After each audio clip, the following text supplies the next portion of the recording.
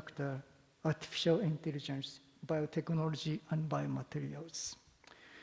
So quantum sensor, as you may know, is a very sensitive technique that can measure the nanoscale materials to macroscale materials by employing the different diamond sensors.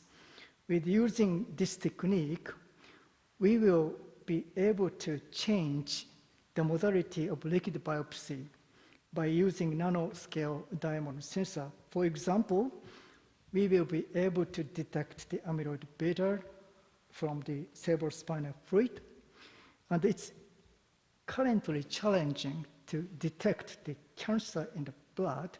It's called the blood liquid biopsy, but with using this diamond sensor, we will be able to detect the cancer not only in blood, but also maybe in saliva in the future.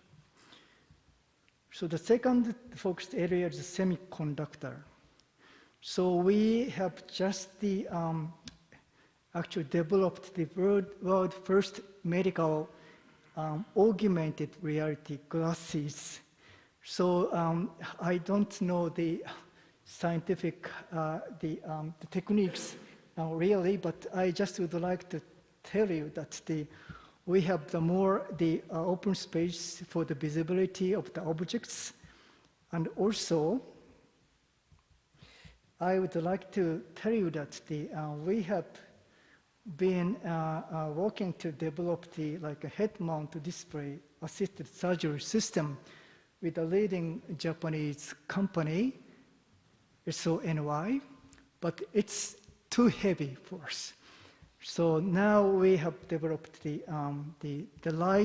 single-layer lightweight AR glasses using semiconductor-based metaphase technology with the collaboration with the Mitsui Chemical and Salate, and we were able to produce the first prototype, the glass in only 6 months. The first one is artificial intelligence.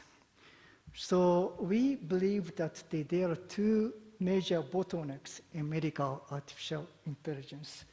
One is the need to collect big data, many patients' data. And also the second one is the black box problem. So we are in a process of developing small data AI. And here we need almost like less than 100 samples for small data AI. And we are able to explain the reasons for its decisions by using this white box AI. So for example, these are the cancers very common to Japan, but our strength is in the head and neck and also oral cancers and hepatobiliary and pancreatic cancers. We don't have much samples, but by employing small data AI, we will be able to develop the new technology. This is done in collaboration with the medical startups and the large the industries, global industries as well. For example, now we are able to detect synovial sarcoma in a CT imaging, and accuracy is close to 80%.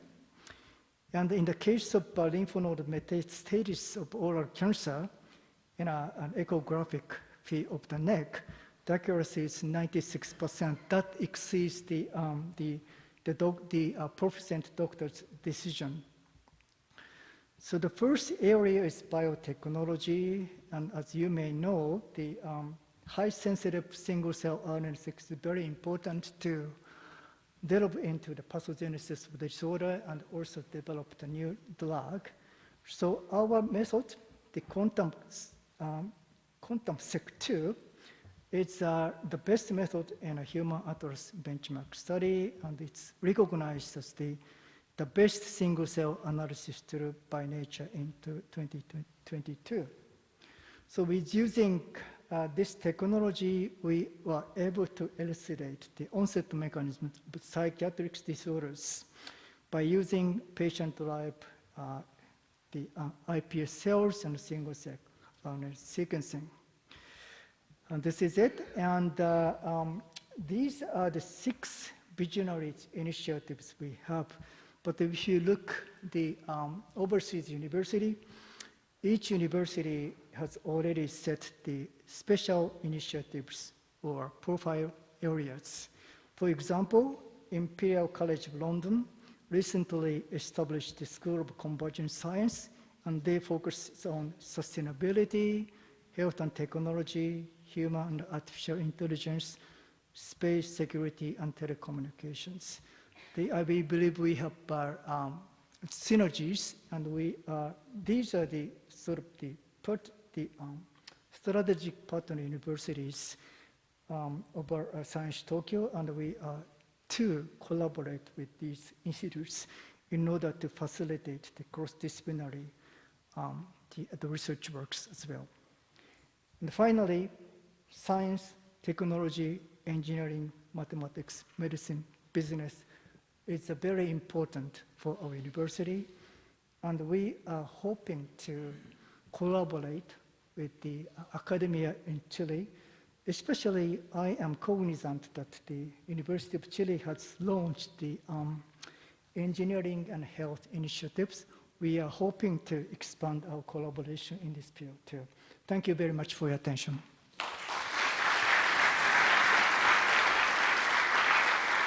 Thank you very much, Professor Morio. So next, we will hear from Professor Enrique Walker, Faculty of Architecture and Urbanism, the University of Chile. The title of his keynote is Design.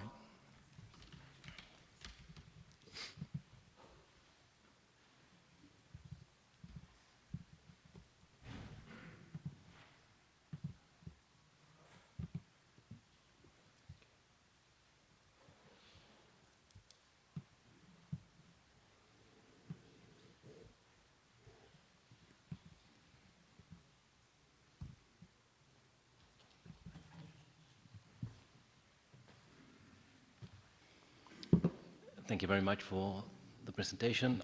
I'm extraordinarily grateful to Kyoto University and the University of Tokyo for having invited me, and very honored by the invitation extended by Eduardo Vera and Rosa de Vez to present on behalf of the University of Chile, particularly as an architect. In fact, I think I'll stress that point. Architecture, a field which is as long-standing as it is volatile, in the basically oscillating between the sciences and the humanities, and very much on the side of the humanities, using any opportunity at its disposal to raise questions about itself. So that's exactly what I will do in the brief minutes I have to present, where rather than basically engage questions about the future by virtue of architecture, we'll look at the ways in which current conditions are having an effect on the definition of architecture. So the questions I will raise have to do with one term in architecture, in fact, design. A term which is, in my view, central to the field, yet it's surprising how little material there is on the very term. In fact, if you go through the legendary book by Adrian Forty, Words and Buildings, there's hardly 2.5 pages on the question of design, which is central to our field. And in fact, I would say architecture has rather neglected the question of design, and we only reacted as soon as a number of other fields, quite recently, started to use the word design for their own fields. Only then did we see that we had very little to offer to the world in terms of one of our notions.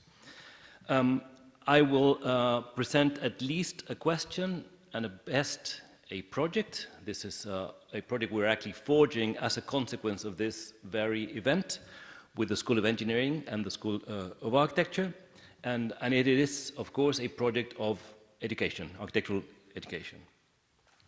So I will I will basically go through 4 projects, quite briefly, projects that many of you know quite well. The point will rather be the common denominator of them all, to try and basically make a point about the question of design.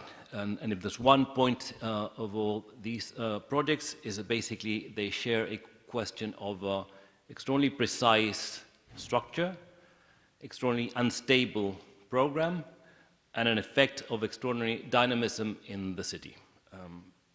So I'll go through the first image. So I start in Osaka, 1971, despite the fact that Paris is the epicenter of the first project. In 1971, Renzo Piano and Richard Rogers, together with a team from Arup, called Structures 3, led by Ted Happold and the engineer Peter Rice, won the competition for the Centre Pompidou in Paris.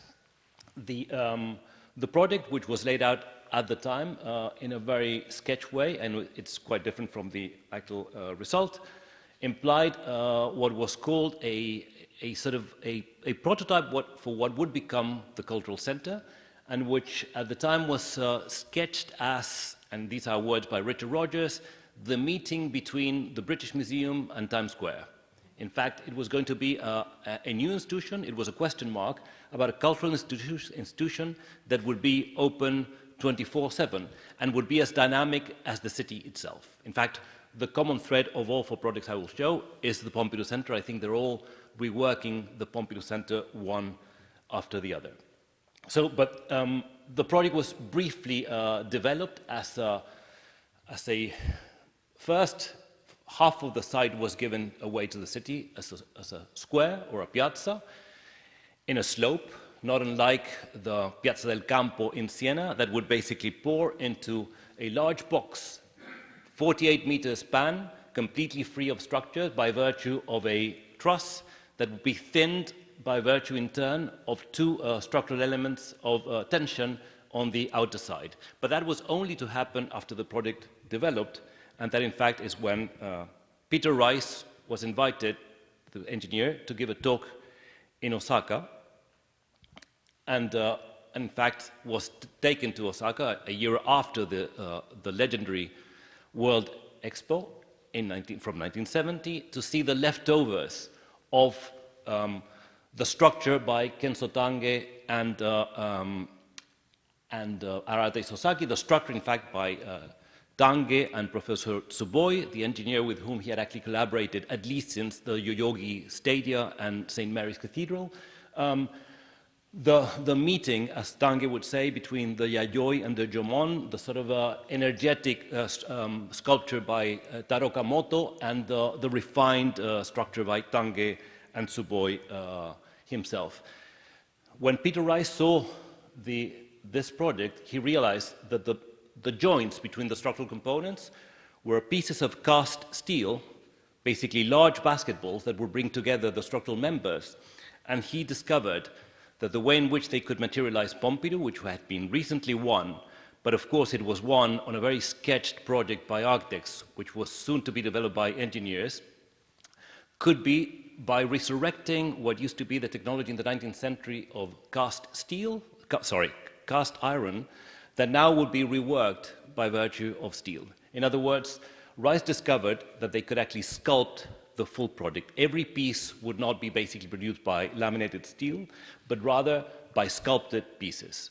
Why was this important to Rice, an engineer? Rice, who, by the way, has written one of the most beautiful books of architecture that exists, An Engineer Imagines, had also witnessed a legendary project in Sydney, the Sydney Opera, where he basically worked for Ove Arup and learned by virtue of what he saw in the project of Jordan Utzon, that Utzon put in enormous attention in bridging the scale of the bay with the large structural shells in concrete and the small tiles with which he covered the shells as a way of bringing down the scale. So Rice, an engineer and a humanist, was keen on basically giving a certain grain to the building of Pompidou, so that Pompidou would become not only a new cultural center and a new dynamic building in the city of Paris, but also a building that you could actually relate to by virtue of its scale. The fact that it was sculpted was in fact Peter Rice's contribution, but also one of the most important contributions of the building itself. By the way, you see Kisho Kurokawa's first capsule prototype hanging from the structure, through which you could also went through Okamoto's structure. This basically also implied a new sort of merging between architecture and engineering.